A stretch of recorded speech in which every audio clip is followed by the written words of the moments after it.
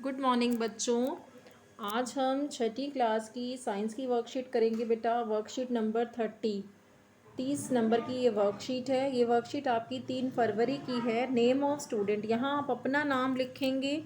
Name of class teacher, यहाँ आप अपनी क्लास टीचर का नाम लिखेंगे। आज की वर्कशीट में आपको पुनरावृत्ति दी गई है, मतलब रिवीजन करने के लिए दी गई है। जो हमने पिछली वर्कशीट्स पढ़ी थी भोजन के घटक के बारे में, उसी की रिवीजन आपको इसमें दी है। तो पहले यहाँ मैं आपको थोड़ा सा रिवाइज करा देती हूँ। हमने क्या पढ़ा था? पोषक तत्वों को हम क्या बोलते हैं? भोजन के घटक। हमारे भोजन में सभी पोषक तत्व जो हैं सही मात्रा में होना बहुत ज़रूरी है। और हमने पोषक तत्वों को उनके कामों के आधार पर, ठीक है, उनके कामों के आधार पर 5 वर्गों में रखा है। कौन से 5 वर्ग हैं? वसा, प्रोटीन, कार्बोहाइड्रेट, विटामिन, खनिज एवं लवण, ये 5 वर्ग हैं। ठीक है, तो आपको यहाँ पर देखिए पहला प्रश्न क्या दिया गया है। नीचे दिए गए चित्रों में दी गई भोजन सामग्री को पहचानिए। उनमें पाए जाने वाले पोषक तत्वों को नीचे दी गई सूची में से चुनिए और भोजन सामग्री के नाम के साथ लिखिए। आपको बेटा यहाँ पर देखो कुछ चित्र दिए गए हैं, ये इसमें अलग अलग भोजन दिखाया गया है। आपको यहाँ पर देखो 1 नंबर, 2 नंबर, 3 पर और 4 पर पोषक तत्वों के नाम दिए गए हैं। आपको इन पोषक तत्वों के नाम छांटने हैं कि किस भोजन सामग्री में कौन सा पोषक तत्व मौजूद होता है और वो लिखना है। जैसे देखो यहाँ आपको पहला चित्र गन्ने का दिया है, ये गन्ने का चित्र है। ठीक है, तो गन्ने में क्या होता है? कार्बोहाइड्रेट उपस्थित होता है। यहाँ आप लिखेंगे क में कार्बोहाइड्रेट, यहाँ मैं लिख देती हूँ। ये मैंने यहाँ पहले क पर कार्बोहाइड्रेट लिख दिया। ठीक है, गन्ने में कार्बोहाइड्रेट उपस्थित होता है। यहाँ आपको ये चित्र जो दूसरा दिखाया गया है, इसमें मक्खन दिखाया गया है। मक्खन में वसा उपस्थित होती है, यहाँ आप दूसरे में वसा लिख देंगे।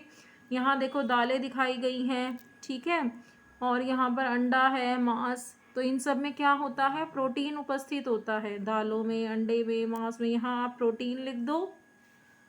यहाँ आपको फल दिखाए गए हैं, फल में यहाँ विटामिन उपस्थित होता है, यहाँ आप विटामिन लिख दो। ठीक है, आपको जो ऊपर ये 4 दिए गए थे, कार्बोहाइड्रेट, वसा, प्रोटीन और विटामिन, आपको छांटना था किस भोजन में किसकी उपस्थिति है। तो ये हमने कर लिया, इसको आप नोट कर लेंगे।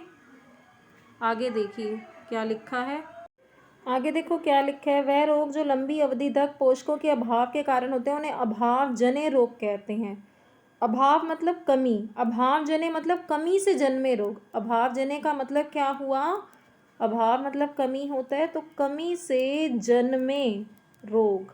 ठीक है, क्या कह रहा है इसमें ये कि वो रोग जो लंबी अवधि तक, लंबे समय तक पोषकों के अभाव के कारण होते हैं। मैं आपको यहाँ समझाती, जैसे मान लो एक इंसान को खाना मिल रहा है, पूरा पर्याप्त भोजन मिल रहा है उसको खाना खाने के लिए, लेकिन क्या होता है कभी कभी उसके भोजन में किसी खास पोषक तत्व की कमी हो जाती है। और अगर ये कमी लंबे समय तक बनी रहे ना, तो उस पोषक तत्व की कमी से उस व्यक्ति में रोग उत्पन्न हो जाता है। ठीक है, उसमें रोग हो जाते हैं। तो क्या है, जब किसी पोषक तत्व की लगातार कमी हो जाती है हमारे भोजन में, तो उससे हमारे शरीर में रोग उत्पन्न हो सकता है। और इन्हीं रोगों को हम क्या कहते हैं? अभाव जन्य रोग। यही लिखा है, वह रोग जो लंबी अवधि तक पोषक के अभाव के कारण होंगे उन्हें क्या बोलते हैं? अभाव जन्य रोग। जैसे मान लो अगर प्रोटीन जो है वो मुझे नहीं मिला भोजन में पर्याप्त, जितना मात्रा में चाहिए था, तो क्या होगा? वृद्धि रुक जाती है और चेहरे पर सूजन, बालों के रंग का उड़ना, त्वचा की बीमारियां हो जाती हैं। ठीक है, इसी तरीके से अगर प्रोटीन के साथ साथ कार्बोहाइड्रेट की कमी भी हो जाए तो ऐसा व्यक्ति बहुत दुबला पतला हो जाता है। ठीक है, ऐसे ही अगर किसी में विटामिन ए की कमी हो जाए तो उसे रतौंधी रोग हो जाता है। रतौंधी रोग में क्या होता है, यहाँ पर ऐसे आपको तालिका दी गई है मिलान करने के लिए, ये वाली।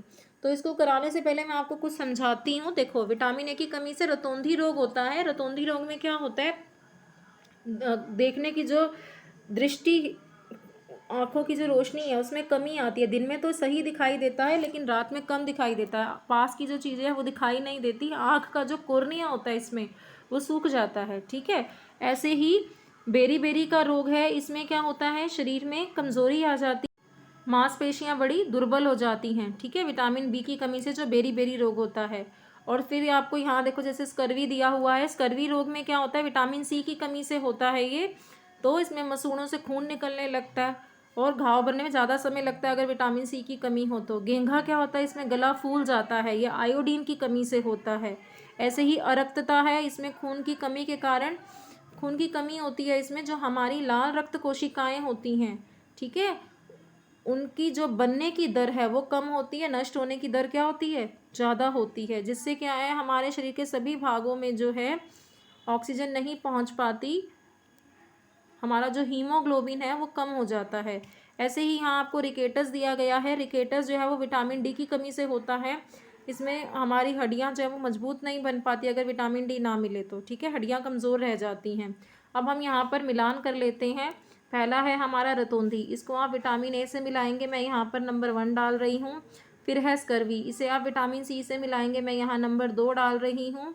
फिर गेंघा मैंने बताया आयोडीन की कमी से होता है, इसमें गला फूल जाता है, यहाँ नंबर 3 डलेगा। फिर है अरक्तता, ठीक है, इसके लिए हमें आयरन वाली चीज़ें खानी चाहिए, लोह लिखे ना, लोह मतलब आयरन की कमी से ये होता है, तो यहाँ नंबर 4 डाल रही हूँ मैं। उसके बाद है रिकेटस, विटामिन डी की कमी से होता है, ये नंबर 5 डाल दिया मैंने यहाँ। ऐसे ही बेरी जो रोग है वो विटामिन B1 की कमी से, तो यहाँ मैंने नंबर 6 डाल दिया। इस तालिका को आप पूरा कर लेंगे, ठीक है। अगर मेरा वीडियो अच्छा लगे तो मेरे चैनल को लाइक और सब्सक्राइब करें, और मेरे बाकी सभी वीडियोस देखने के लिए आप वर्कशीट नंबर डालिए, वीना मैथ्स क्लासेस डालिए, मेरी सारी वर्कशीट्स आपको उसमें प्लेलिस्ट में दिख जाएंगी। Thank you for watching my video.